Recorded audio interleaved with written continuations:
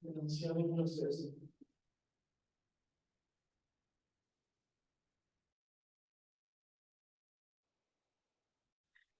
No es por YouTube. Sí.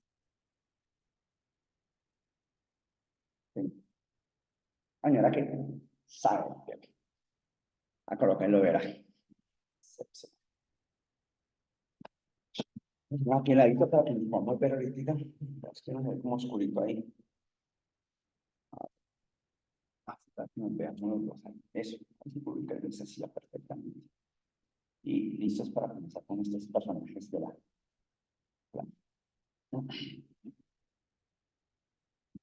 Bueno, ahí está vivo. Si hubiera sido vivo, No, por eso no puede. por dentro no tiene vida. No, Ah, en ninguna parte, por eso me gustan estos detalles. Porque lo único que se daña es tal vez un poco la pintura. de pronto se retoca por acá un rincón, pero no, no pasa nada. No, Cayó muy bien la. y eso se aguanta, por eso me gusta. Nubia, Esperanza y Adriana, buenas noches. ¿Cómo están sus personas? Buenas noches, profesor. Buenas noches, compañeros. Bueno, hermanita, vamos a comenzar. Ya estamos aquí 4 personitas, entonces arranquemos. 2 acá y 2 allá, perfectamente.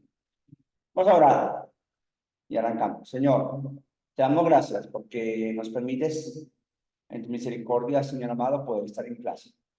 Gracias por este día, por el sol, por la lluvia, el calor y el frío. Gracias, Señor. Y gracias por nuestras familias, iglesias, ministerios. Y gracias por la universidad. Queremos colocarnos en tus manos y rogarte que este tiempo, en esta noche, podamos aprender algo más acerca de todo el mundo teológico, aunque sea en este caso desde el oriente. Pedimos toda bendición de lo alto en el nombre de Jesucristo. Amén. Muy bien. Pues mis santos hermanos queridos en Cristo Jesús, comenzamos segundo corte. Y en este segundo corte, entonces, sí es necesario recordarles que hay un trabajo por hacer comenzando para el próximo miércoles. Aquí lo comparto con ustedes, este trabajito que está aquí. Entonces, por favor, hacer una investigación sobre el taoísmo y escribir una página de contenido sobre dicha religión. El escrito debe subirse a la plataforma a más tardar el próximo miércoles 13 de marzo a las 7:59 de la noche, es decir, un minuto antes de que empecemos clase. ¿Listo? Eso para el próximo miércoles. Ahora, no es copiar y pegar para hacer el trabajo del taoísmo, porque para algunos es mucho más fácil, no, yo copio esto y lo pego y tal. Así. No es la idea, porque resulta, amaditos hermanitos y hermanitas, que ustedes están, digamos que ya han hecho reportes de lectura y más o menos uno ya conoce las palabras que se usan, más o menos cómo escribe la persona. Entonces espero que sean en sus palabras. Aunque faltó colocar aquí, escrito en su investigación y escribir en sus propias palabras. Si nosotros, digamos, utilizamos, citamos, pero digamos, se cita propiamente como en normas A y se ha leído reconocimiento de referencias, no habría problema. No. Es más, si usted se supone que en este caso vamos a leer sobre el taoísmo de diferentes personas. Vamos a aprender del taoísmo de diferentes personas. Porque de pronto a través de un libro o a través de otras cosas podamos aprender.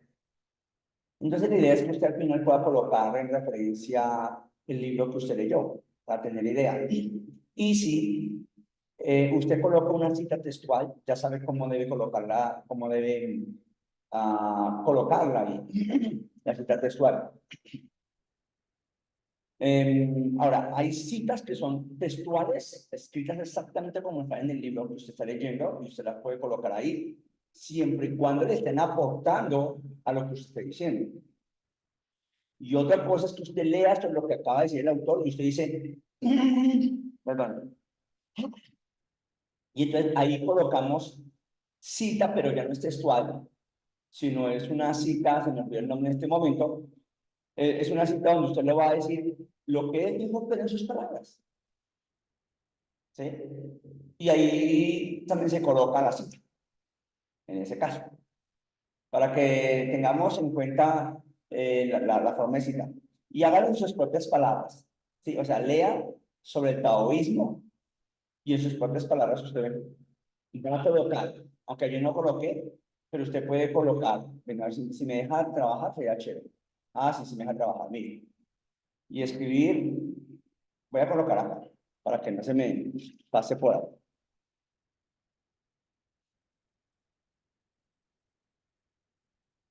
Ah, y escribir en sus propias palabras, una página, por favor, hacer una investigación sobre el taoísmo y escribir en sus propias palabras, coma, colocar acá, una coma. Una página de contenido sobre dicha religión. Listo. Ahora, ¿qué es lo que podemos colocar sobre eso? Voy a añadirle aquí algunas cosas más.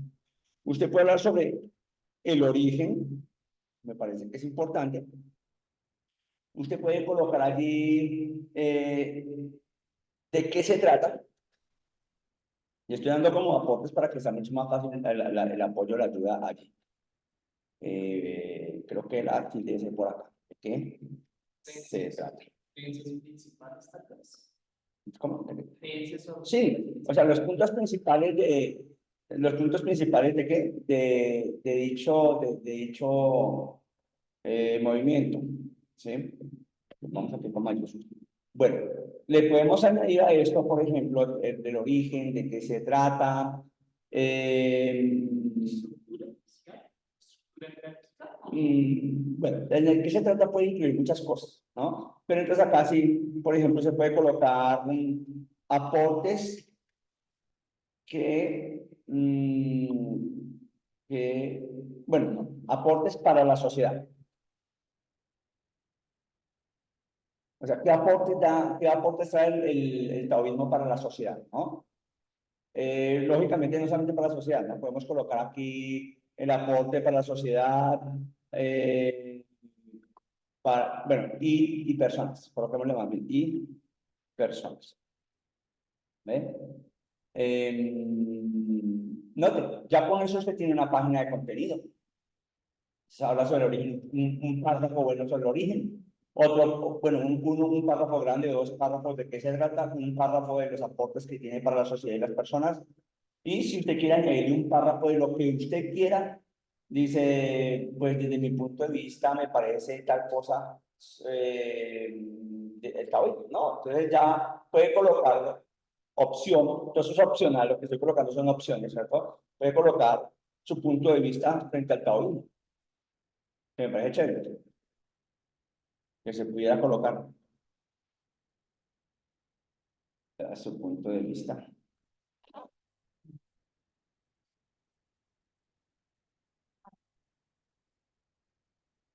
Este es con esto. Miren, y faltó una hoja. Listo, aquí está.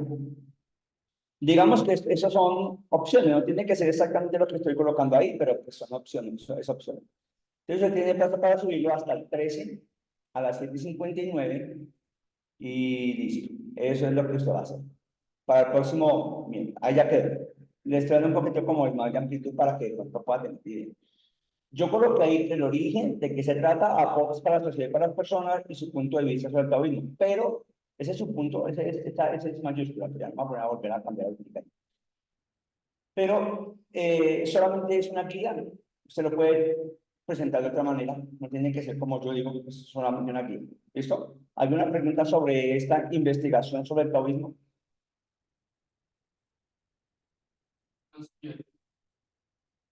Queda claro, ¿cierto? Para el próximo miércoles. ¿Vale? Bueno, listo, mis amaditos hermanos. Bueno, ¿a cuántos de ustedes les gusta? Voy a arrancar con esto.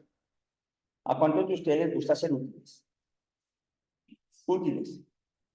O ¿A cuántos de ustedes les gusta ser inútiles? Útil. Útil, acá dice que útil. Levanten allá la manito los que dicen yo quiero ser útil. O coloquen una manito hacia abajo. Hay manito hacia abajo. Coloquen una manito hacia abajo y usted dice yo quiero ser inútil. A ver, quiero mirar el asunto. Y los que no lo hacen, que son los que lo ponen manito barriendo. Uy, van levantando uno sobre otro. Cuando vuelve a levantar la manito, eso es porque pide la palabra, o porque está diciendo yo quiero ser que útil. Yo quiero ser útil, aunque con miedo, pero hagámosle. Bueno, en la cultura china hay una historia. Y en esa historia nos dicen que se fue un sabio con dos de sus discípulos a un bosque. Y entrando en el bosque, entonces empezaron a mirar cómo la gente estaba trabajando.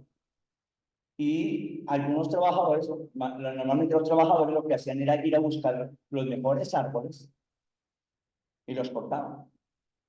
Pero si el árbol no estaba bien, estaba choneto. Si decimos choneto, usted me entiende, ¿cierto? Torcido, mejor dicho. Si estaba torcido, choneto, malo, hueco, ese no es el. Entonces, un discípulo le pregunta al sabio, sabio, ¿por qué los trabajadores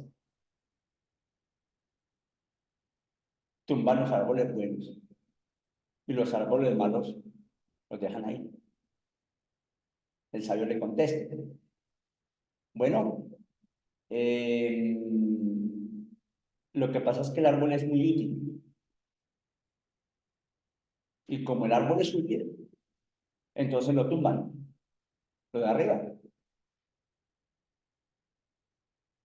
Y el otro árbol, como está torcido, como no sirve para nada, es inútil. Entonces lo dejan vivir.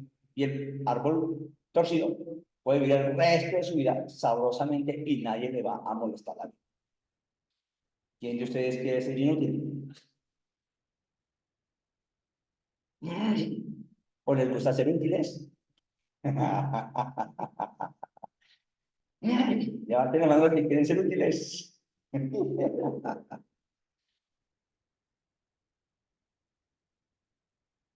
Pensando, pensando.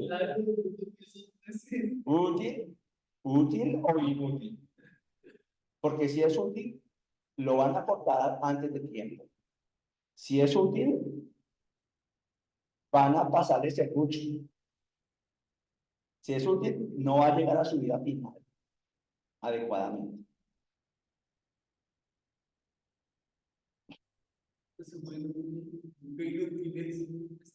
Entonces, ese sabio lo llevó a su casa a quedarse en esa noche en la casa. Se quedaron en la noche. A la madrugada cantó el gallo.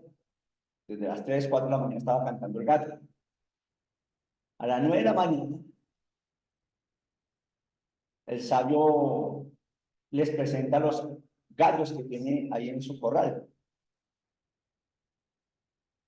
Y el sabio dice, escojan el gallo para echar al almuerzo.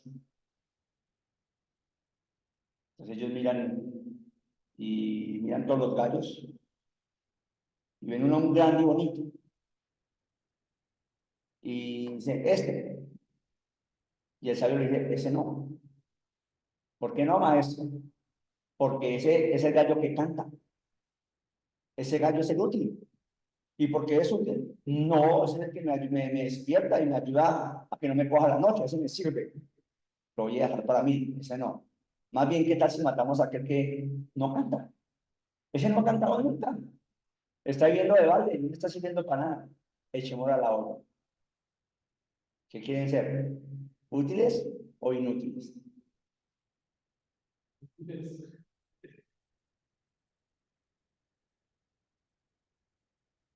Muy bien. En la cultura china, que es tan distinta a la nuestra, se maneja la idea de mantener un equilibrio y una armonía. Equilibrio y armonía. Por eso aparece por allá de vez en cuando el yin y el yang. Ustedes me imagino que han escuchado un poco de eso, ¿cierto? ¿Sí han escuchado? El yin y el yang. Y de mantener la armonía todo el tiempo con todo el mundo, etc. Esto es importante, porque la cultura china es de armonía y de mantener el equilibrio. Ni tan útiles que nos pasemos tanto tiempo siendo tan útiles que se acabe nuestra vida, derrochemos nuestra salud por tanta labor. Y se cuenta de una empresaria que abrió una buena empresa en Shanghái, creo que sí, Shanghái, China. Y estaba haciendo 14, 15 viajes al año a China. Y vuelve hacia otra vez hacia España aproximadamente. Y estuve en ese trajín durante varios años hasta que se acabó su salud para ir para acá todo el tiempo y con tanta tensión, tanta preocupación, tantas cosas, se acabó su salud. ¿De qué le sirvió tanta utilidad? ¿Qué queremos ser, útiles o inútiles? A aquel otro que de pronto lleva su vida un poco más tranquila, no tan inútil, porque la cultura china invita a que la persona no sea inútil, pero que tampoco desgaste su vida siendo útil. Una de las cosas importantes en China es que la gente llegue a la mayoría de edad, que puedan llegar lo más lejos posible en edad. Y eso implica, una persona que tiene mucha edad implica que es muy sabia, que es una persona que supo vivir. Y a esa persona que tiene muchos años, a esa persona se le respeta, se le obedece y se le da un puesto de honor. Contrario a nuestra cultura, ¿no? Porque a mis 50 años, ya los jóvenes me miran y dicen, ya está inútil. Pero en la cultura china no. Diferencias que tenemos entre ellos y nosotros.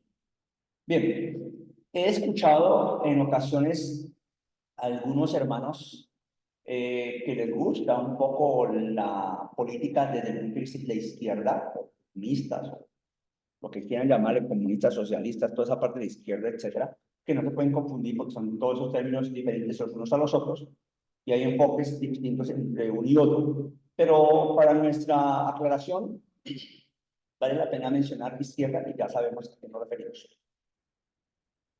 Y gente que no es cristiana y cristiana que dice que, pues, hombre, ¿cómo funcionó esto en China? ¿Cómo el comunismo se está funcionando en China?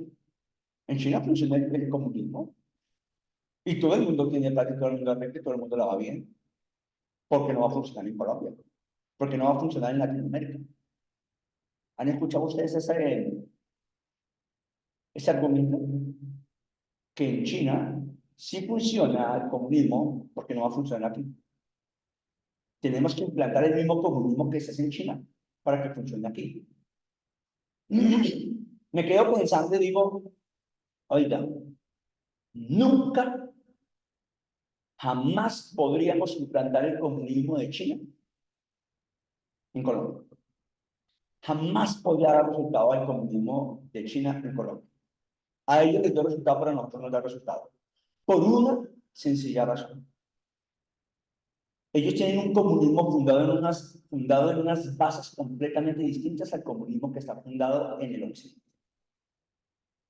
Los fundamentos de los chinos son 100% distintos y diferentes a la forma como en occidente nosotros somos con la cultura, con la forma de vida. Y para que nos expliquen un poco hoy acerca del confucianismo chino, y antes de hablar del confucianismo chino, entonces en China, China es un país tan grande que tiene, creo que son 1.300 millones de habitantes, en un territorio de más de 9.000 millones de kilómetros cuadrados, que es bastante grande, ellos se consideran que son un continente. Ellos se consideran un continente. Porque según ellos, tienen más población que Europa. Tienen más población que América Central, América del Sur. Tienen mucha más población. Entonces ellos dicen, nosotros somos un continente. Y cuando hablamos de China, lógicamente que hay que mirar a qué región pertenece, porque los chinos hay diferentes regiones allí en China, grandes, amplias, gigantes, ¿cierto? Son regiones grandísimas, así como nosotros tenemos la región Caribe, que la región andina, que la región del Pacífico, que la región del Orinoco, que la región del Amazonas, pues allá también tienen regiones y son amplias, grandísimas, gigantes. Y tienen la ciudad, hay una ciudad que es la capital, Beijing, que es la capital.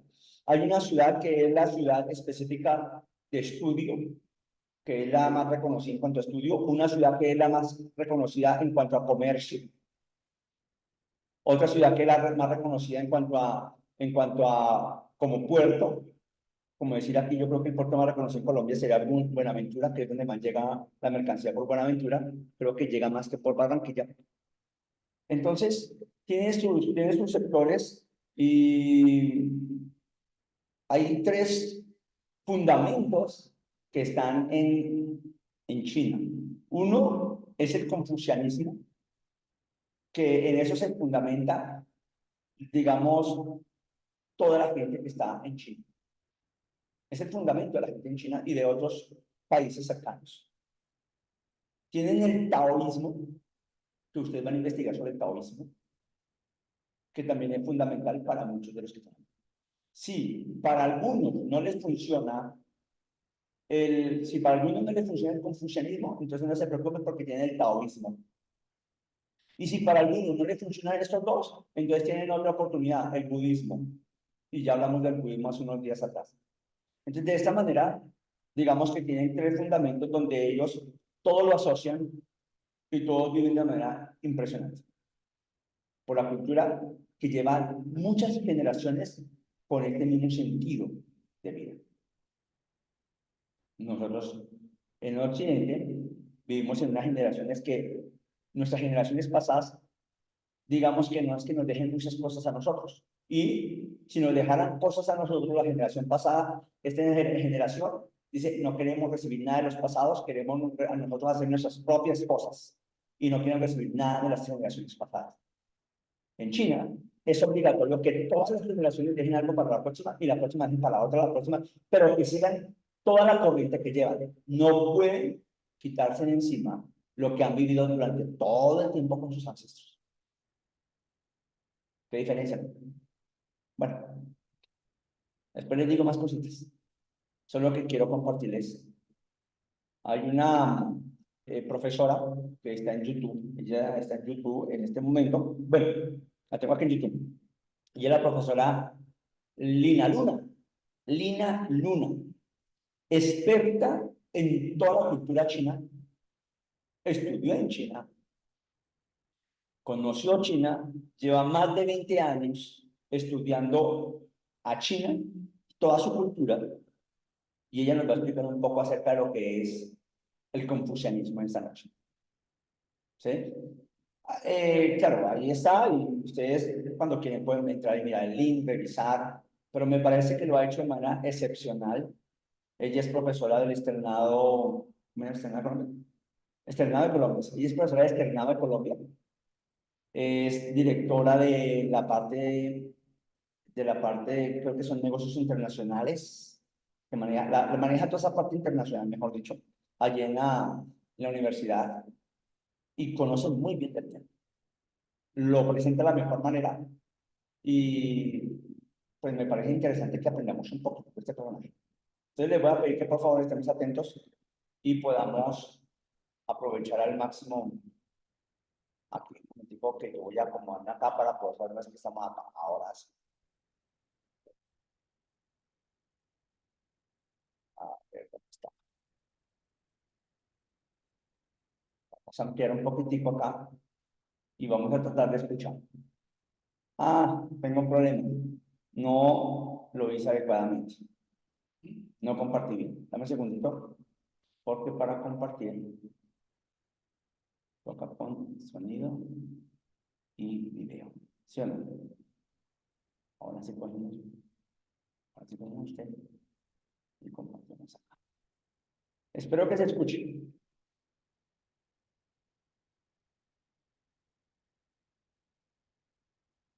Vamos entonces a hablar del confucianismo. Cuando hablamos del confucianismo, hablamos de esa filosofía que es fundada o creada o escrita por Confucio, ¿sí? Confucio, que realmente es Confucius, o es el maestro Kun, sí existió, porque nos pasa como pasa con muchos de los sabios de la antigüedad, que no sabemos exactamente, digamos, como si existieron o son una leyenda o lo que sea, pero sí existió más o menos entre el 551 y el 479 antes de Cristo. Esta es una época muy importante en la historia de China, porque es una época que tiene una contradicción, o que tal vez no es una contradicción, es algo interesante, es lo que suele pasar, y es que tal vez el caos nos lleva a encontrar lo mejor de nosotros.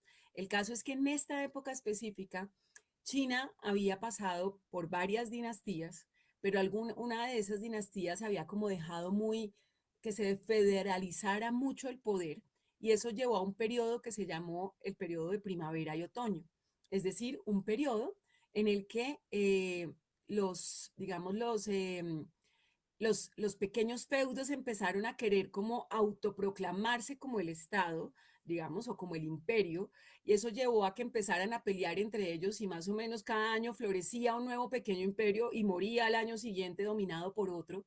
Y empezó este periodo hasta que finalmente se estabiliza, por decirlo de alguna manera, en un periodo de 7 estados. Y estos 7 estados combatían entre ellos por el poder de China, que sí, de toda China. A este periodo se le llamó entonces el periodo de los estados combatientes, y fue un periodo muy crítico, muy complejo en la historia antigua china, donde constantemente había batallas, donde morían constantemente personas, se invadían unos con otros, y se dice incluso cuando uno lo mira desde la historia que llegó un momento en que había un balance de poder tal entre los estados que ninguno realmente lograba ponerse por encima de todo. Entonces era una constante lucha, pero que no iba a terminar nunca, porque ninguno tenía en principio cómo sobreponerse al otro. Y curiosamente lo que marca la diferencia en este momento son diferentes líneas de pensamiento que influyen en la forma de actuar de los líderes de estos estados, y que finalmente terminan en la supremacía de un estado que luego conoceríamos como el estado de Qing, donde se proclama el primer gran emperador de China, no porque fuera el primero, sino porque él se autoproclama el primer emperador, Qin Shi Huang.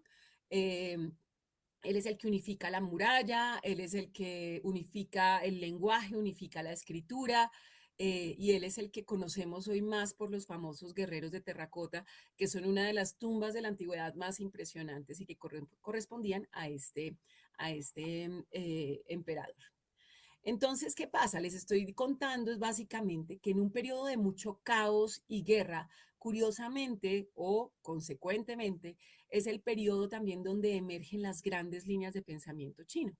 Aquí es donde emerge el taoísmo, el moísmo, el lejismo, el confucianismo, las 8 escuelas filosóficas, porque claramente en medio de tanto caos, los pensadores estaban tratando de entender y de solucionar y pensar qué era lo que podía cambiar la situación, ¿no? Cambiar esa situación extrema. Y había una leyenda que todavía es importante en China, que es la leyenda de los 4 reyes sabios, donde se estableció que, o sea, se creía o se dice que al principio China fue gobernada por 4 reyes sabios, ¿no? Tan sabios que todos, después de terminar su periodo como emperadores, no murieron, sino que se fueron al reino de los inmortales. Y uno de ellos, el más famoso de hecho, es el emperador amarillo.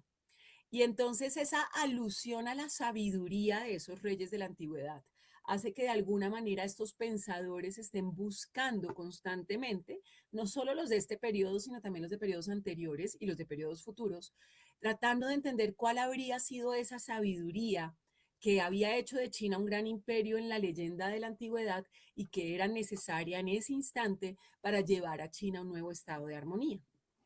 Entonces, como les digo, eran muchísimas fuentes, pero entre esas resaltaron el taoísmo, que el taoísmo sí es una mezcla entre religión y filosofía, y el taoísmo es más bien una cosmovisión que explica la forma como las diferentes, digamos, clanes que configuran a la China de ese entonces veían y entendían el mundo, ¿sí? Y es de ahí de donde viene también la idea de que cada ser de la naturaleza, cada ser que existe en el planeta emerge de una misma fuente y que el objetivo en ese sentido es ser el mejor ser posible.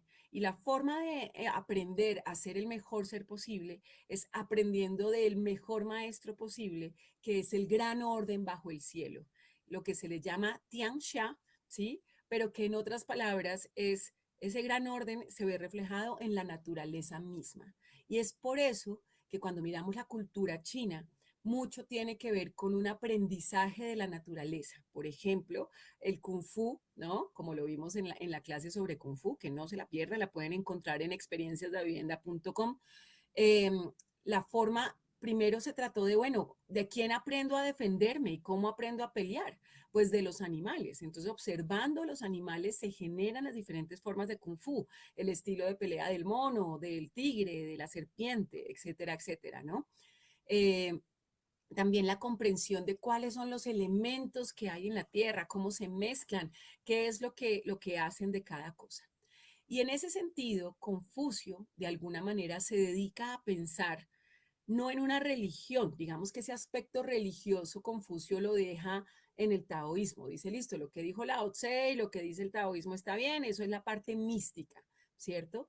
A mí lo que me interesa es qué sería ser un buen ser humano, qué sería ser el mejor ser humano posible, ¿no? Porque en el concepto del Tao, si el árbol es el mejor árbol posible, la montaña es la mejor montaña posible, el gusano es el mejor gusano posible, entonces se garantiza la armonía, ¿cierto? Cada uno tiene un Tao, un camino específico.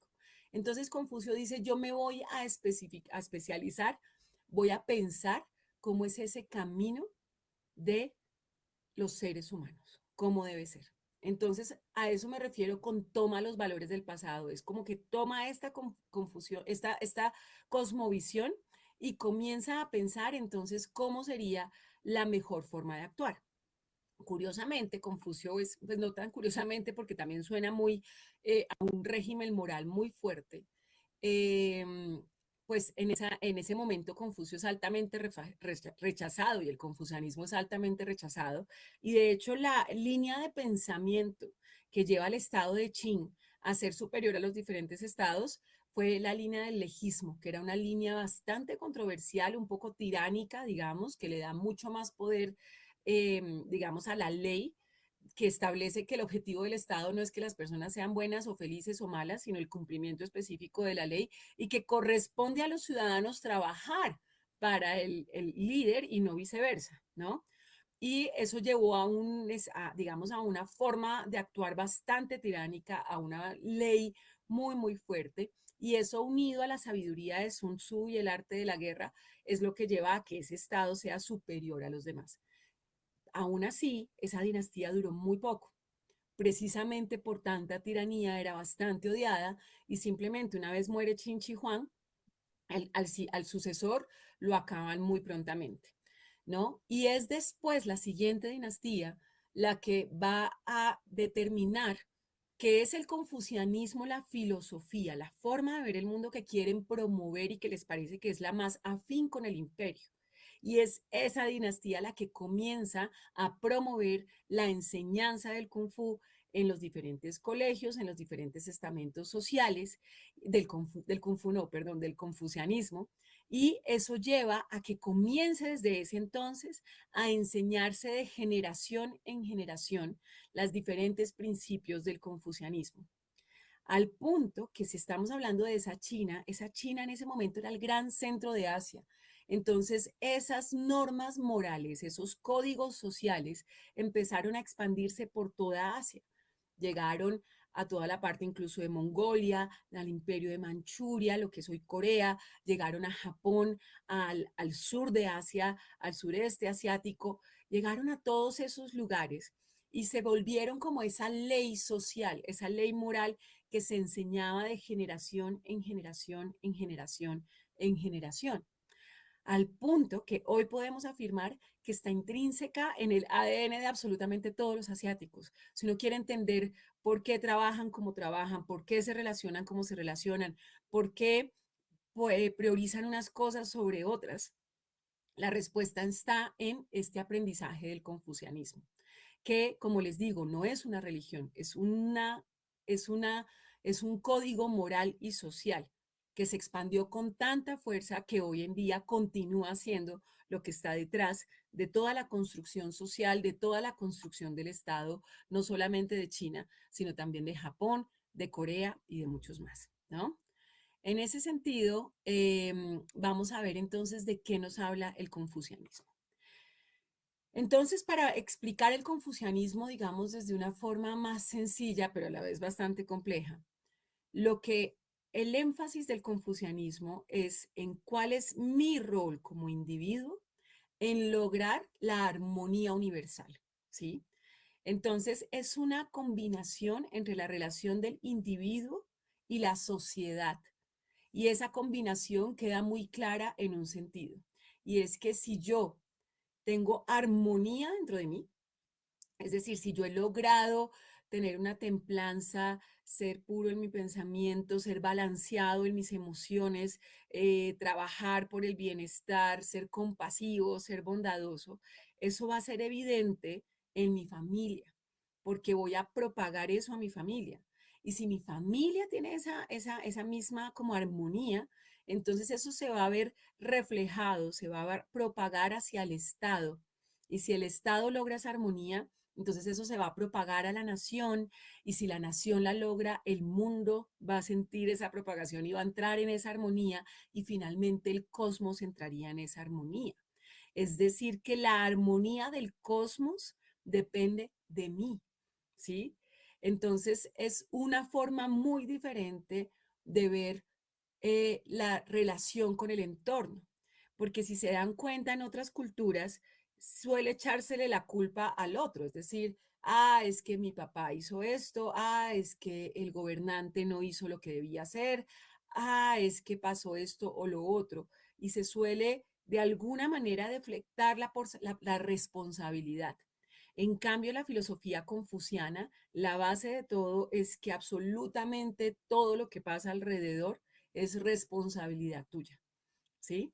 Es responsabilidad tuya, no en términos de que tú vas a, digamos, a responder por los actos de otros, sino en términos de que si tú estás bien, probablemente vas a caminar un camino correcto y eso va a poner todo en su lugar, ¿sí? Entonces, esa relación es bastante compleja de entender, pero es a la vez la relación que nos va a explicar por qué el rol del individuo es promover armonía social.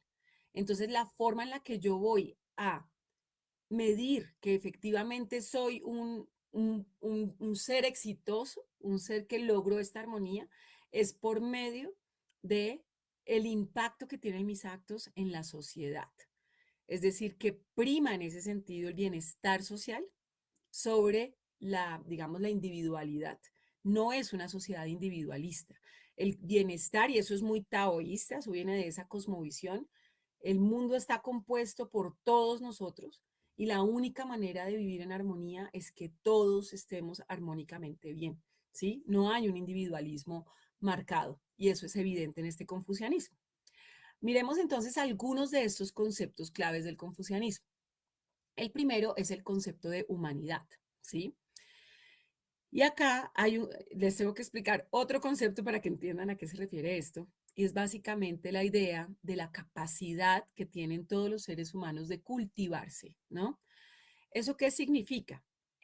Significa que hay una comprensión distinta del hecho de que nosotros tengamos la, digamos, la razón o la lógica, ¿sí? Por ejemplo, si lo comparamos con cómo se ve en Occidente, un poco es, somos más inteligentes, por lo tanto somos superiores, por lo tanto podemos hacer lo que queramos con el planeta. En cambio, en este contexto, digamos, la capacidad de aprendizaje de los humanos no los hace superiores, sino que los hace responsables. Responsables de aprender de esa gran armonía universal, cómo insertarse en esa armonía y a partir de ahí mantener esa armonía, ¿cierto?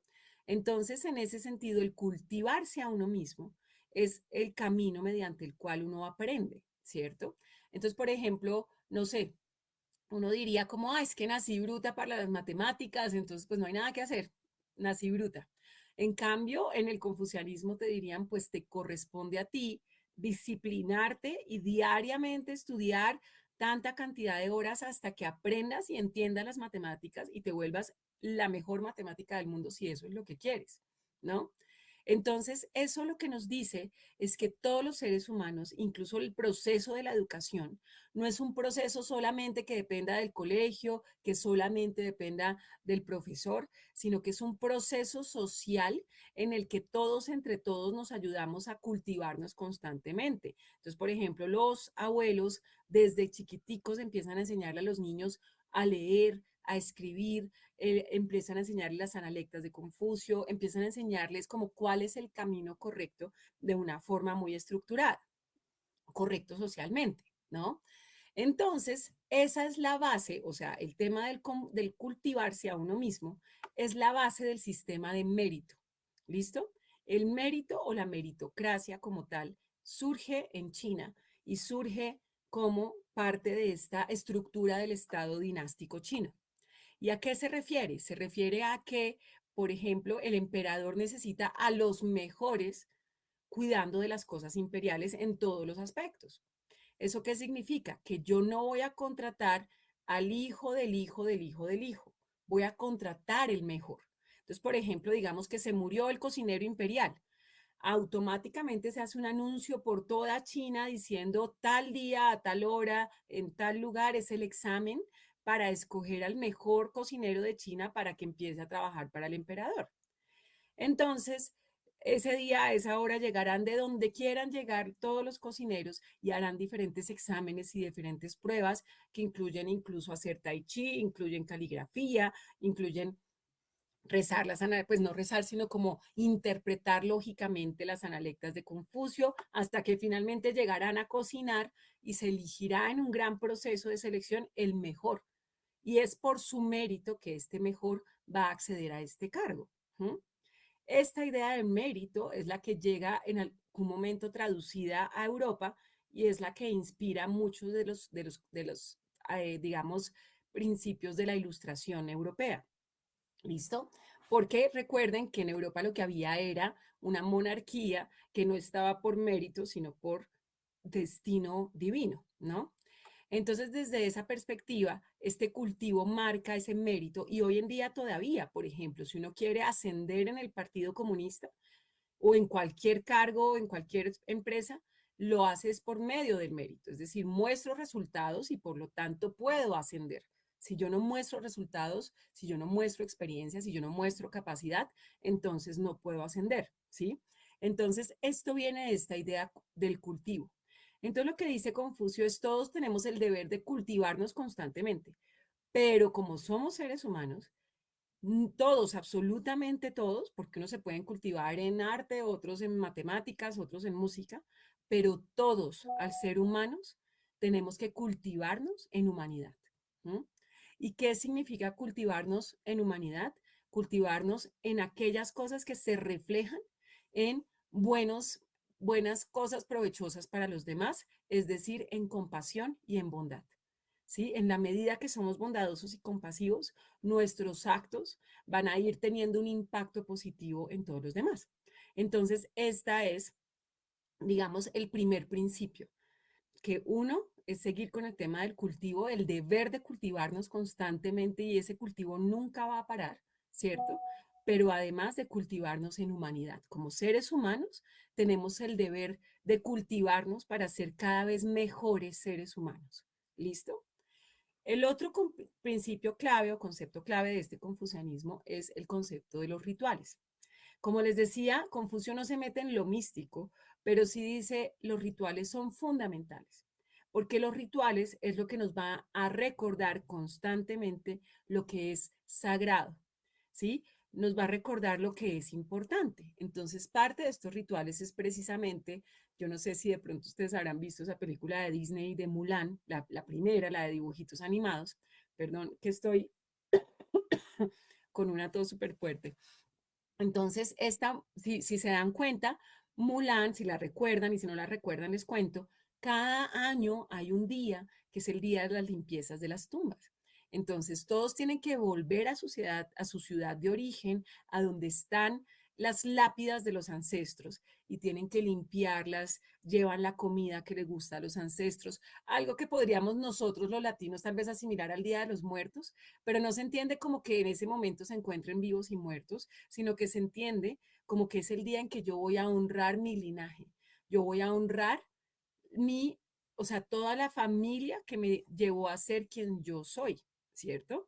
Y eso me va a recordar constantemente que yo le debo la vida entera a ese linaje, que yo le debo a ese linaje todos mis aprendizajes, todas las cosas buenas que tengo y que en ese sentido no hay nada más importante que respetar y honrar ese linaje. ¿Listo? Entonces, en ese sentido es que básicamente los rituales nos recuerdan lo que es importante. Ese es un ritual que les estoy contando, pero lo que dice Confucio es que debemos llegar a un punto en que cada uno de nuestros actos sea un ritual, es decir, que actuemos desde un lugar tan consciente dentro de nosotros que todo lo que hagamos sea sagrado. ¿Mm? No sagrado en términos de devoción a un Dios, sino sagrado en términos de que lo estoy haciendo desde el mejor lugar de mí y dando lo mejor de mí para que eso suceda. Otro concepto entonces que se liga con, que sería un resultado de lo anterior, es el objetivo que deberíamos tener socialmente y es básicamente ser como un oficial. Recuerden todo lo que les acabo de contar de la meritocracia. Entonces, si el emperador ha hecho un montón de exámenes y un montón de cosas para lograr que lleguen a tener ahí, o sea, que lleguen a tener ese gran cargo dentro del imperio, luego una vez ahí son sus méritos, sus trabajos y sus aprendizajes los que los van a llevar a todo un proceso en el que van a terminar, ¿sí? Siendo probablemente el mejor oficial del imperio. Y el que llegue a ese lugar es un ser admirable y que debe ser admirable por todos. ¿Por qué? Porque se entiende que esa persona ha logrado tener una moral o un carácter o un actuar intachable. Es decir, que ha mostrado con sus actos, con sus decisiones, con su lealtad, con todo lo que ha hecho por el emperador, que es una persona impecable, razón por la cual merece ser reconocido como un oficial, ¿sí? Entonces, al ser reconocido como un oficial, eso significa que nadie duda de su carácter y de sus buenas intenciones, al punto que si esa persona llegara a equivocarse, ¿sí? No sé, cometer un error, para todos sería clarísimo que fue un error, que no fue una mala intención, que no fue un descuido, sino que fue básicamente algo que tenía la mejor intención en hacerlo, pero que fue un error. Entonces, si nosotros lográramos llegar a ese nivel en nuestra vida, al punto que todos los que nos conocen dicen, no, es que esa persona es intachable, estoy seguro de que, no sé, si se llevó el celular es porque pensó que era el suyo, no que se lo quería robar, ¿no? Cosas así por el estilo. Es como que nadie dude de nuestra integridad nunca y de nuestro carácter y de nuestra moral. Ese es otro de los conceptos confucianos a los que se les pide como que se llegue. Y obviamente el concepto de justicia. Si no hay justicia, entonces nada de esto se sostiene. ¿Y qué es la justicia? Es premiar lo bueno y castigar lo malo. Es decir, que los actos tengan consecuencias. Entonces, En términos de la moral y en términos del mérito, como les decía anteriormente, premiar lo bueno es, lo hiciste bien, te lo reconozco y te lo reconozco dándote un buen cargo, te lo reconozco regalándote algo o algo así por el estilo. Pero si hiciste algo mal, pues se te da el castigo correspondiente, que como sabemos en la antigua China e incluso hoy en día hay como cosas tan malas que incluso ameritan la pena de muerte, ¿no? Entonces, si no funciona la justicia, pues este sistema se cae, ¿m? Porque uno tiene que ver en vida el fruto de sus actos. Y acá les explico algo, y es que básicamente los chinos y esta visión como primero esa cosmovisión taoísta, que luego se complementa con este confucianismo, los chinos no tienen, digamos nosotros los occidentales, al tener como una visión, digamos, más judeocristiana, tenemos una visión trascendental de la existencia. Es decir, el sentido de mi vida no está en mi vida misma, sino en lo que pasa cuando me muero, ¿sí? Por ejemplo, recordemos el relato judeocristiano, es que cuando me muera voy a ir al cielo o voy al infierno, ¿cierto? Entonces mi comportamiento en esta vida se trata más de lo que pueda pasar en el más allá. En cambio, dentro del taoísmo no hay reencarnación, ¿sí? Dentro del taoísmo, luego cuando llega el budismo, como veremos en nuestra próxima sesión, pues ya se mete la reencarnación y esto, pero más allá de eso, el punto es, miren, el Tao, lo que sea que es, o sea, la fuente de la cual todo emergió, es sabia y perfecta y que generó una armonía total. Lo mejor que puedo hacer yo en mi vida es disfrutar digamos, de esa creación, de esa naturaleza, de todo este entorno lo máximo posible. Entonces, el objetivo de la vida es vivir una vida plena y armónica que sea evidente en la longevidad, ¿sí? Entonces, uno de los valores que más se valoran, perdón por que suene igual, en esta cultura es la longevidad.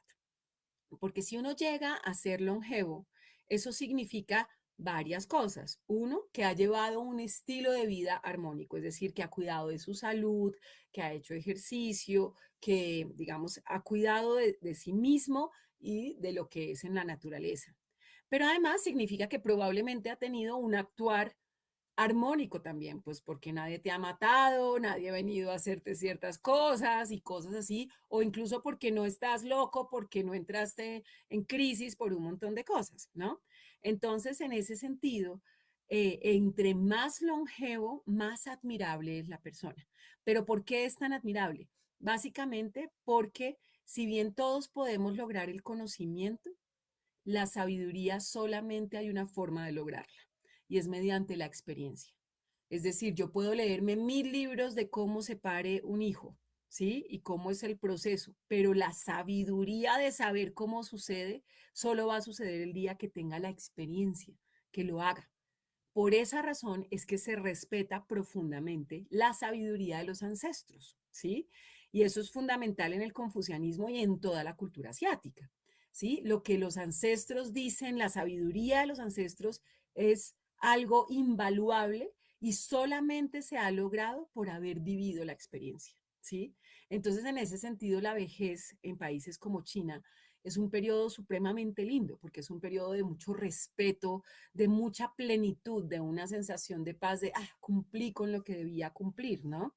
Entonces, en ese sentido, también siempre habrá un gran respeto de los descendientes hacia los abuelos, los padres y demás. Entonces, dentro de ese concepto, pues claro, el objetivo es vivir lo máximo posible, ¿no? Pero el objetivo también es que en ese vivir el impacto que yo tenga en la tierra sea un impacto armónico. Y para eso, Confucio propone la lealtad a las 5 relaciones filiales, que son como las más importantes de todas. La primera relación va a ser la relación gobernante-gobernado. Es decir, que yo le debo al gobernante lealtad y fidelidad. Pero ojo, en esta relación pasa lo del mérito también. Siempre y cuando el gobernante sea un buen gobernante. Si el gobernante, de hecho, a ver, se los muestro. Siempre se me olvida meter este carácter en la presentación, pero se los voy a hacer. Entonces, en China, el carácter de emperador se escribe con un palito abajo, que significa la tierra, un palito en la mitad, que significan los seres humanos, y un palito arriba, que significa el cielo. La persona que une esos tres reinos y los mantiene en armonía es el emperador. Este es el carácter de emperador. Tierra, cielo, humanos. El que los mantiene en armonía, ese es el emperador. Wang, así se pronuncia este carácter. Entonces, ese concepto de emperador nos dice que el deber del emperador, o sea, el emperador no está ahí. Si hay un concepto, digamos, que se llama como la voluntad del cielo, que se asume que el emperador debió haber hecho su propio mérito y debió haber guardado como su propia, logrado una estrategia que lo llevó a ser emperador. Pero una vez llega a ser emperador no significa que se quede ahí para siempre, sino que tiene que demostrar constantemente que es un buen emperador, es decir, que está manteniendo ese equilibrio entre los tres mundos. ¿Y eso cómo es evidente? Pues en el estado en el que se encuentra el imperio. Si la gente no tiene hambre, si la gente además está floreciendo, tiene capacidades de estudiar, de sacar nuevas cosas adelante, esas dinastías que fueron particularmente reconocidas por sus logros científicos, artísticos o filosóficos. Son dinastías que se recuerdan como las mejores dinastías de China, porque demostraban que estaban en un nivel tal de armonía que podían dedicarse a eso, a crear, a pensar, a generar cosas maravillosas, ¿no? Entonces, en ese sentido, el concepto del gobernante es, si usted es un buen gobernante, yo le debo toda mi lealtad y todo mi amor, ¿sí?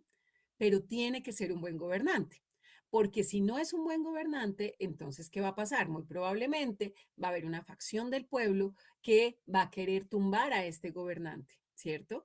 Entonces, si lo logran, es decir, si mediante las diferentes estrategias logran vencer al gobernante, ¿eso qué significa? Que cambió la voluntad del cielo.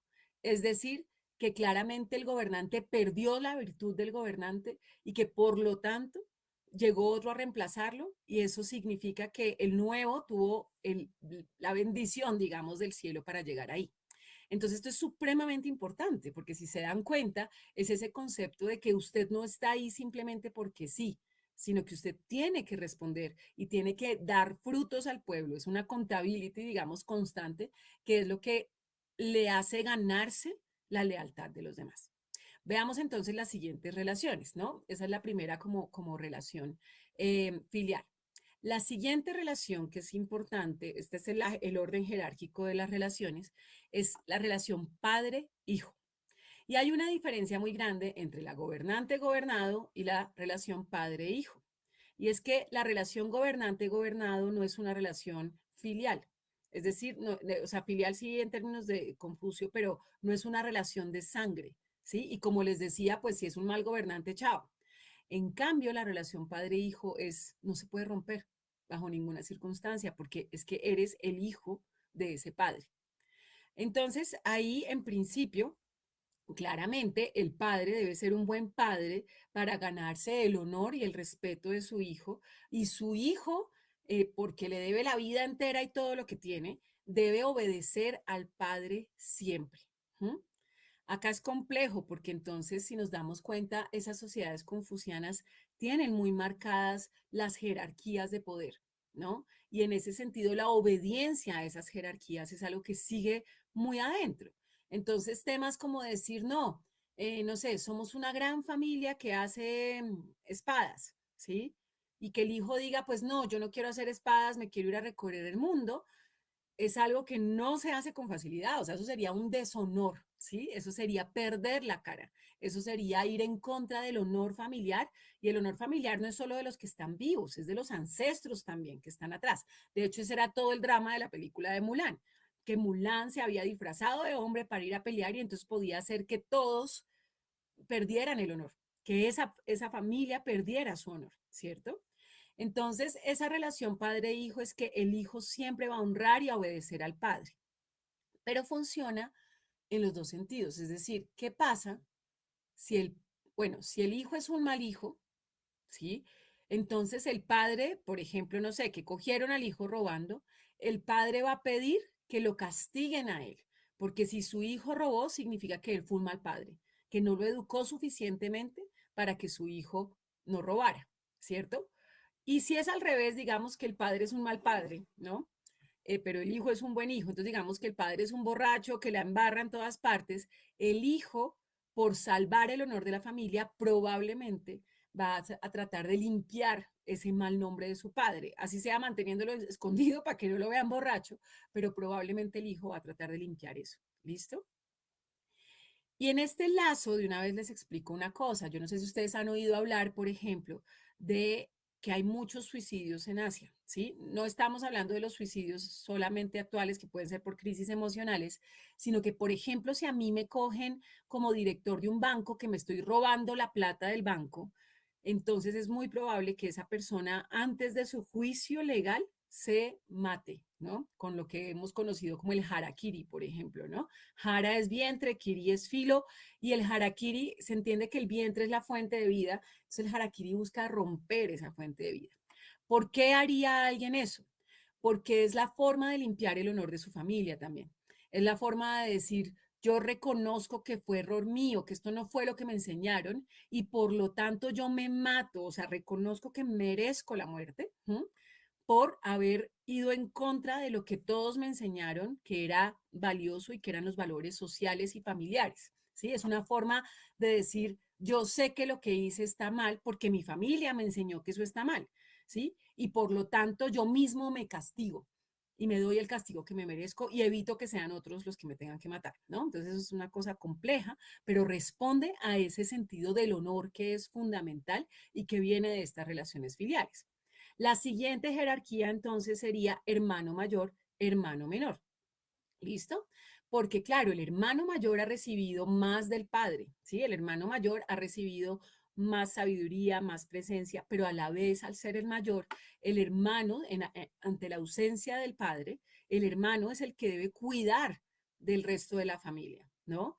Y también lo que hace Confucio de resaltar esta relación es para evitar también los tradicionales problemas digamos, herencias y sucesiones al trono y cosas así por el estilo, donde el hermano menor iba a querer matar al hermano mayor y cosas así por el estilo para tener el poder.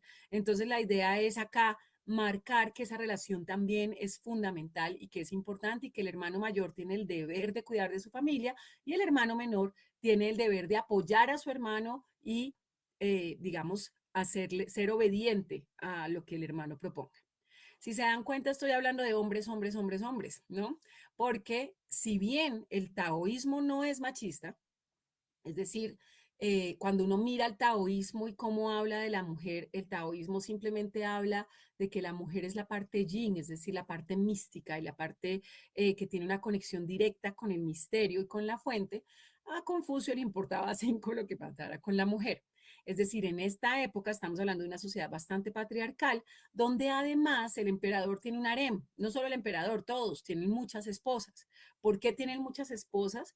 Porque lo importante es la descendencia, entre más hijos haya, mejor, ¿sí? Porque entre más hijos haya, pues más posibilidades de éxito, un ejército más grande, más poder de control, etcétera, etcétera. Y entonces en ese sentido las mujeres, si bien son se les reconoce su belleza, sus dones, sus capacidades. Se reconoce además que uno de los balances fundamentales de la existencia es el femenino con el masculino y por eso no puede haber el dragón que es el emperador sin el fénix que es la emperatriz. O sea, ese balance siempre está claro y el rol de la mujer se reconoce desde ese lugar. Aún así es bastante machista, patriarcal y el rol de las mujeres es obedecer y parir hijos. Y pues si se murió no importa porque hay otra, ¿sí? O sea, hay muchas esposas, entonces digamos que ahí hay cosas complejas. Pero dicho esto, entonces la siguiente relación filial sería la esposo-esposa, ¿sí? Es que la esposa le debe total obediencia al esposo, ¿sí? Amor, obediencia, reconocimiento, etcétera, etcétera. De hecho, Confucio solo la menciona, pero no dice mucho más. Es otra persona, de hecho, una mujer que fue la primera historiadora, mujer historiadora china, es la que escribe a raíz de esto como un libro de cuál sería la virtud de la esposa. Y en pocas palabras, lo que dice básicamente es que una mujer tiene que obedecer primero al padre, luego obedecer al esposo y luego obedecer al hijo mayor. ¿sí? Entonces, obviamente el hijo mayor, al ser ella su madre, la va a cuidar como a una reina, pero sí el rol de la mujer está determinada por su relación con los hombres y para lo único que la menciona Confucio es para esto. La esposa debe lealtad filial al esposo. Y la última relación es diferente y es muy especial y muy importante por esa diferencia, que es la relación amigo-amigo. Porque como nos dimos cuenta, gobernante-gobernado pues tiene un sentido político, las otras tienen un sentido filial o de sangre, pero amigo-amiga o amigo-amigo significa que tú por tu propia bondad decidiste hacer algo bueno por mí. Por lo tanto, yo tengo que responder a eso, debe haber reciprocidad, como ven que la tengo ahí escrita, yo tengo que responder con la misma lealtad, ¿sí? Es decir, que alguien que no tiene ninguna obligación conmigo decida ayudarme y hacer algo bueno por mí, es algo a lo que yo debo responder con bondad, ¿sí? A lo que yo debo responder, es decir, le voy a deber a esa persona su bondad y tengo que reconocerla. Entonces, esa relación amigo-amigo es fundamental porque también nos dice hay que tener reciprocidad constantemente, es decir, devolver lo que recibimos. Obvio, aplica en los dos sentidos. Es decir, si fuiste bueno conmigo, yo seré bueno contigo. Si mataste a mi papá, pues yo mataré al tuyo, ¿no? Más o menos. O sea, es decir, aplica en todas las dimensiones, pero sí hace entonces que la relación de amigos se vuelva como una relación también sagrada, por decirlo de alguna manera, y eso es la base de un sistema que es súper importante en los negocios en China, que es la base del Guanxi. Guanxi significa literalmente relación y se refiere a eso, a somos amigos, y si somos amigos, somos leales, nos cuidamos, etcétera, etcétera, ¿no? Entonces, estas virtudes confucianas son una forma de resumir, que es algo bastante más complejo, qué es lo que rige todo el comportamiento social. Porque si se dan cuenta, estamos siempre unos al servicio de los otros por diferentes motivos, ¿no? Entonces, digamos, bueno, Confucio escribe las analectas, pero después hay una especie como de nuevas escrituras que nos tratan de explicar mejor este confucianismo y con esto como que vamos a terminar esta sesión. Entonces, una de estas formas de explicarla es la siguiente. El maestro dijo, si un hombre no tiene humanidad, ¿para qué le sirven los ritos? Si un hombre no tiene humanidad, ¿para qué le sirve la música? Entonces, básicamente, en la cultura china se entiende que esa armonía que hay afuera es un fruto de lo que hay adentro, ¿cierto? Entonces, si yo soy un gran músico y produzco una música preciosa o una poesía lindísima o voy a limpiar las tumbas con toda mi devoción, probablemente es porque eso está dentro de mí. Pero lo que está diciendo Confucio es que eso no se puede falsear, ¿sí? Es decir, si uno no tiene humanidad dentro de uno, ¿sí? Esa bondad y esa compasión, entonces no le sirven para nada esos ritos. O sea, usted no puede pretender que es algo que no es, ¿sí? No pretenda que es un gran sabio armónico si en el fondo usted no lo es y entonces no se meta tanto, digamos, en temas sí, como de parecer que, o sea, no sea hipócrita en pocas palabras. Pero acá también, por ejemplo, yo no sé si ustedes han visto nuestros debates actuales, pues no recientes, pero que han pasado muchas veces en la historia, es hasta qué punto puede uno separar al artista de su obra, ¿sí? Es decir, si me encanta el artista, pero el artista es un violador y un asesino, ¿qué hago? ¿No? Confucio nos dice que no se puede separar. ¿Mm? Confucio nos dice, el producto es el producto de lo que eres y por lo tanto no podemos hacer esa separación de la obra y el artista. Es decir, hablamos con nuestros actos. El otro es súper interesante, este creo que nos va a caer muy bien a todos, y es el siguiente. Cuando tenía 15 años, puse mi corazón en el aprendizaje. A los 30 estaba firmemente establecido. A los 40 no tenía más dudas. A los 50 sabía el designio del cielo. A los 60 estaba dispuesto a escucharlo. A los 70 podía seguir lo que mi corazón me indicaba sin transgredir lo que es correcto. Con esta particular palabra o analecta, lo que nos está explicando Confucio es el camino de la sabiduría a la larga, ¿sí? Y lo que nos está diciendo es que básicamente de los 15 a los 30 años uno es un aprendiz, uno está aprendiendo, ¿sí? Es un momento de aprender y de ver que muchas cosas hay, ¿cierto?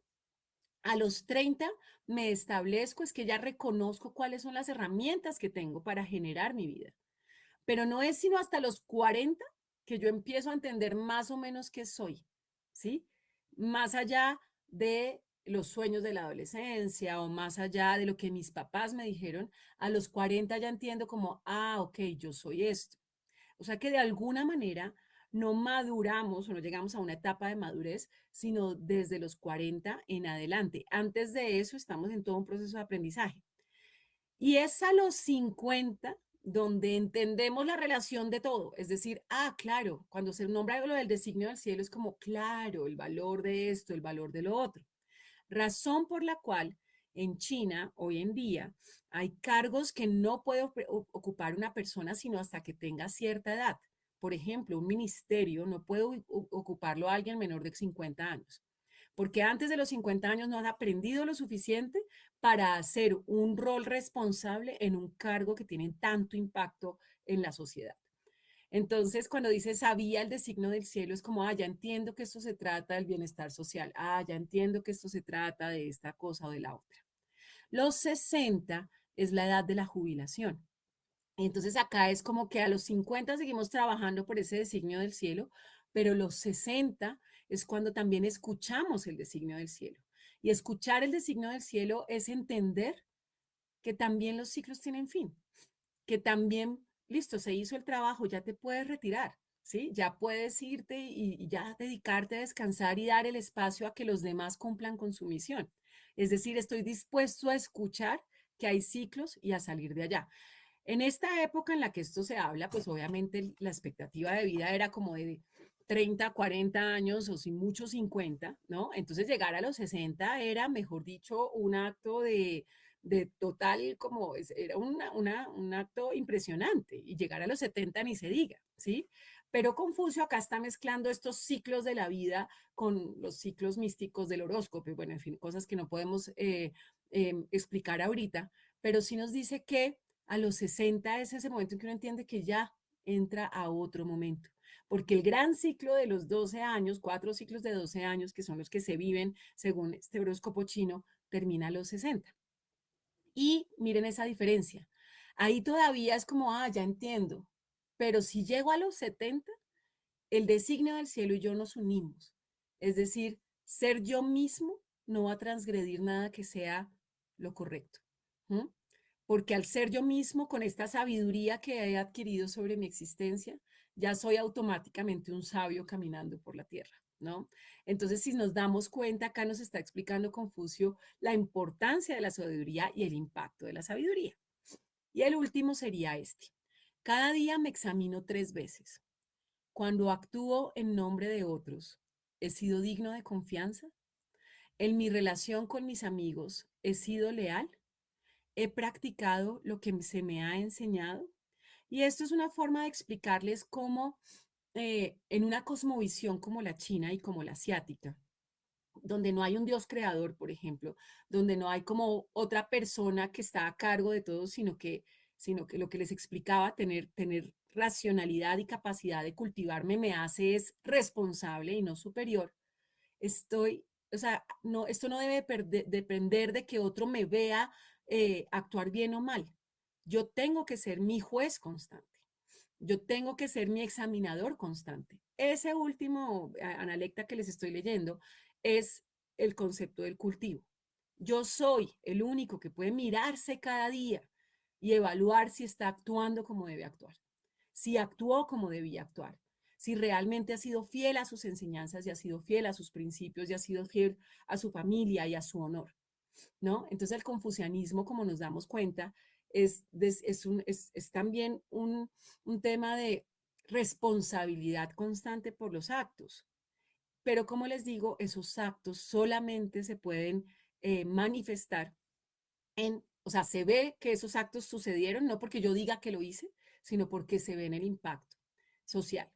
Y esto nos explica también por qué en las sociedades asiáticas, uno, lo social tiene más peso que lo individual.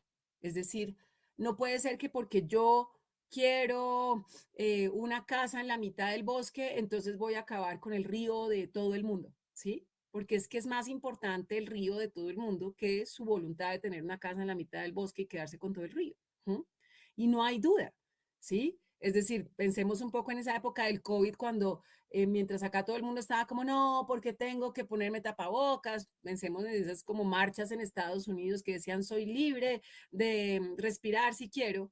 En Asia no hay la más mínima duda. O sea, si ponerme el tapabocas es lo necesario para cuidar de los demás, pues lo hago, ¿sí? O sea, ahí no hay una duda de cómo yo no voy a impactar a los otros con mi responsabilidad individual, sino que al contrario depende de mí cuidarlos. Y eso tiene que ver mucho también con la honestidad, por ejemplo. China y en general los países asiáticos son muy seguros, ¿sí? Porque no es una costumbre robar al otro. Claro, en los negocios es ver quién es más sagaz y todo ese tipo de cosas, pero que yo vaya ahí a carterear a alguien no es algo común, porque eso no es meritorio. No es meritorio lograr mis cosas a partir de robar a los otros. O, por ejemplo, recuerdo yo de mi época estudiando mi maestría en China, una de las cosas que más me impactó, porque yo estudié en un curso con chinos, o sea, yo estudié en chino, mi maestría, entonces, pues yo estaba solo con chinos y me sorprendía el nivel de solidaridad entre ellos. ¿Sí? Ellos eran a la larga su competencia, pero ellos no estaban compitiendo entre ellos. Entonces, si había examen, entre todos estudiaban, entre todos se ayudaban, todos se prestaban los resúmenes, todos, incluso a mí, porque es que ser bueno al final no iba a depender de, de si yo me paraba por encima de otro. Solo podía depender, o solo iba a depender, de cómo había estudiado yo, de qué también lo había hecho y qué había pasado con eso. Entonces, esto es algo muy, muy confuciano. Aún así, por ejemplo, esto es más evidente, digamos, los rezagos de este confucianismo más estricto son evidentes más en Corea y en Japón, en términos de que incluso, por ejemplo, si somos amigos, pero yo soy mayor que tú, entonces me entregan las cosas distintas, hay mucho más silencio y demás. En China, digamos que toda la etapa comunista relaja algunas de estas dinámicas, pero el principio, ¿sí? Digamos como la moralidad detrás de todos estos actos permanece vigente. Bueno, voy a ver qué preguntas tienen, a ver qué me han dicho en los comentarios. Espero haber sido clara en esta explicación sobre confucianismo. ¿Qué tanta movilidad social había en la antigua China bajo las ideas confucianas? La movilidad social se podía dar por diferentes razones. Una era lo que les explicaba del mérito. Es decir, yo podía ser un campesino, pero si yo había logrado cultivarme en, no sé, en kung fu, en artes marciales, y había logrado ser el mejor, sí, como el mejor luchador, yo podía demostrar eso y escalar socialmente hasta llegar a ser, no sé, el jefe de la guardia de seguridad del emperador. Es decir, sí había por mérito una gran probabilidad de escalamiento social. Otra probabilidad de escalamiento social era más por temas políticos, es decir, por ejemplo, haber sido tan bueno con el emperador que finalmente el emperador se casara con una de mis hijas, ¿sí? Como una forma de vincularme más darme más cercanía, digamos, al imperio, y en ese sentido, pues, era otra forma de escalamiento. Y en ese sentido también como que no había un clasismo tan marcado como otros, en otros países o en otras culturas, ¿sí? Como ese tema de, no sé, la monarquía es superior que la burguesía, o la burguesía es superior que el proletariado, o cosas así por el estilo. Realmente en China como que se entendía que el artesano era tan valioso como no sé, como digamos, el oficial en el ejército y demás. Pero obviamente todo lo imperial sí tenía como esa marca de que era lo mejor. Entonces, a lo que aspiraba la gente mayoritariamente sí era a lograr de alguna manera llegar a trabajar o para el señor feudal o para el emperador. Pero a la vez era parte del trabajo del emperador, pues mantener a todos en un estado tal que tuvieran una buena vida, de manera que si no lograba escalar socialmente por medio de esos mecanismos, por lo menos si podía tener mi tienda, mi finca, o ordeñar mis vacas, o lo que tuviera que hacer de una buena manera. Bueno, no veo en principio.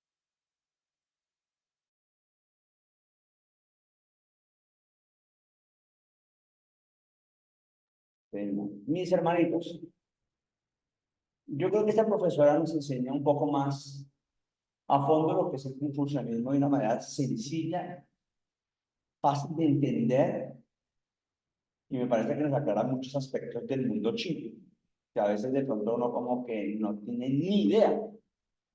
Entonces creo que ha sido bueno.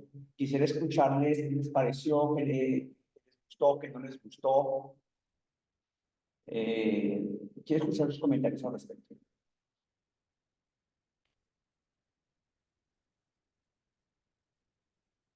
Ya uno, porque todos al final está como difícil.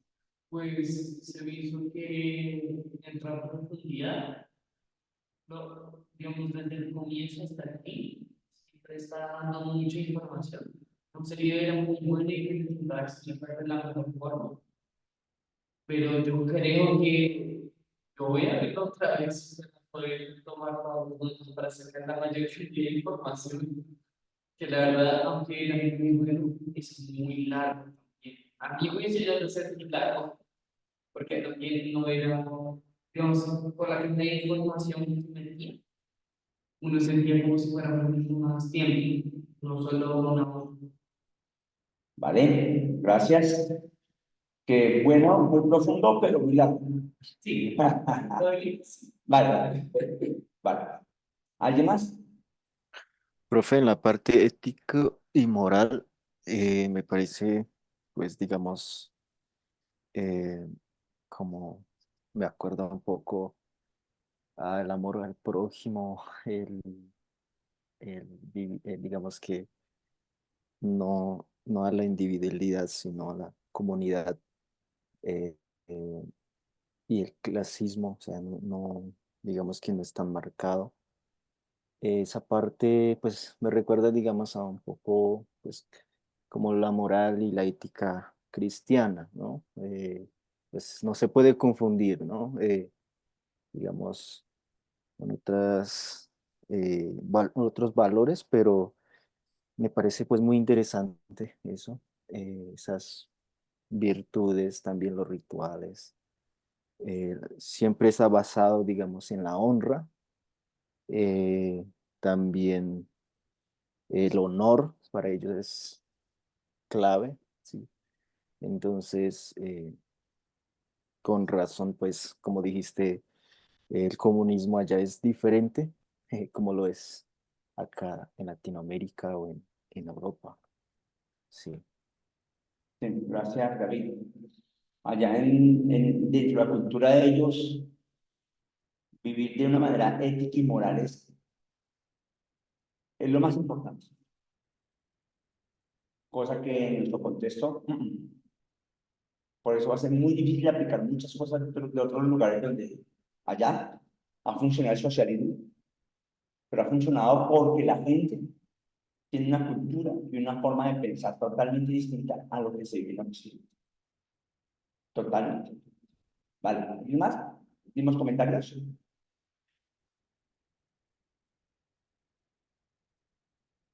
A ver, Sara.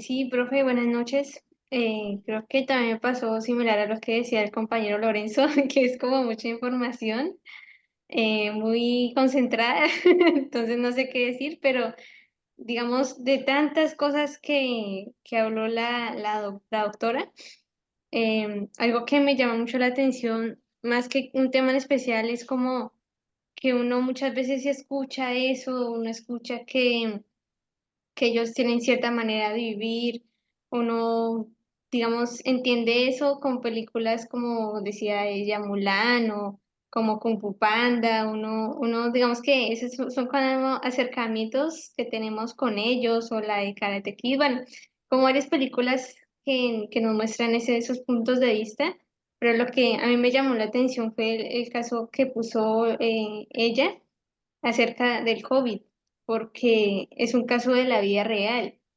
Entonces, me llama la atención porque todavía en el año 2024 se siguen viendo esos principios. Digamos que uno idealiza mucho, uno dice, sí, ella es así, así, así, pero creo que es diferente cuando uno lo ve o lo experimenta, cuando uno comprueba eso, cuando uno en verdad se pone en el lugar de ellos, como decía también la profesora, ¿no? Que tiene mucha experiencia y, y decía que ella veía la solidaridad en sociedades, digamos, entre comillas, pequeñas, como lo son un salón de clase o tener compañeros de clase en ese grupo tan reducido, que sería como una muestra de población.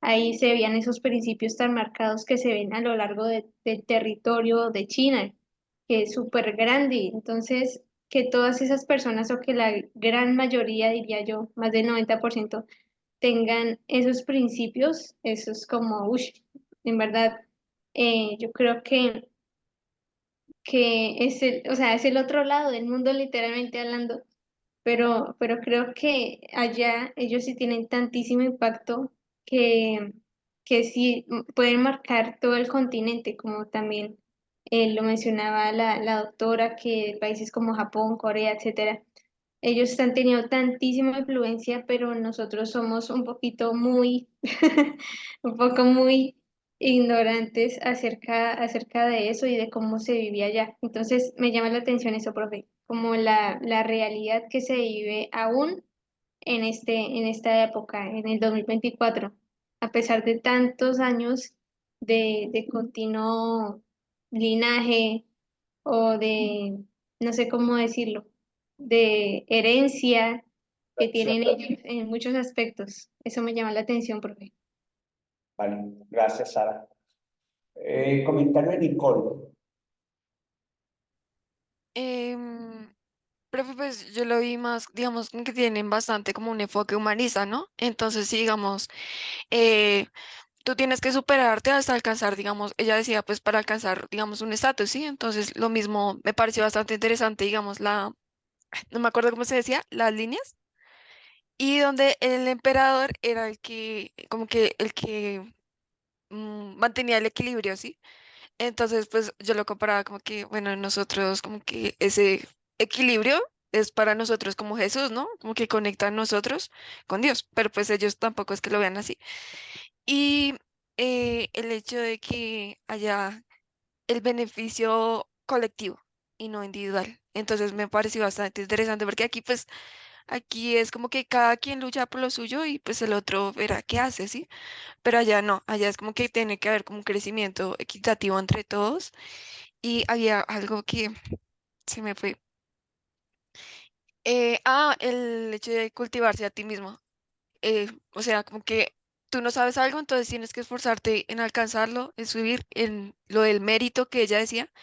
Y pues siento que eso del mérito da más oportunidades, ¿no? Aquí pues sí es como que si tú tienes influencias, entonces alcanzas buenos puestos.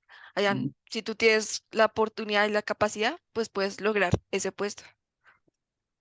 Vale, gracias. Aquí negociamos todo. Allá tiene que ser porque por lo que sale. Bien, creo que hay cosas que nos pueden aportar, hay cosas semejantes al cristianismo por ahí, ¿no? Unas otras cosas que vienen y esto suena como a cristianismo, podríamos aplicar el cristianismo por ese lado, podríamos centrarnos por este lado para hablar de Dios, de Cristo, ¿por qué no? Hermanitos y hermanitas, muchas gracias. Ese video lo pueden ingresar. Usted ingresa, eh, yo ingresé así para que ustedes se observen. Yo coloqué, se llama De Asia para el Mundo, entender el confucianismo. Se llama así exactamente, ¿listo? Sin embargo, yo ingresé con Lina Luna Confucianismo y de una vez apareció ahí. ¿Listo? Lina Luna Confucianismo o De Asia para el Mundo, el confucianismo. Así es el título y pues ha dado varias charlas, me parece muy interesante, una mujer muy centrada, lo hace desde el punto de vista intelectual, muy interesante. Muchas gracias, hermanito, muchas bendiciones. Nos vemos mañana. Gracias, Muy profe. amable, profe. Gracias. Gracias, profe. Gracias, gracias, mi santo hermano, profe. Y a la profesora también. Gracias, profe. Déjale en los comentarios. Vale.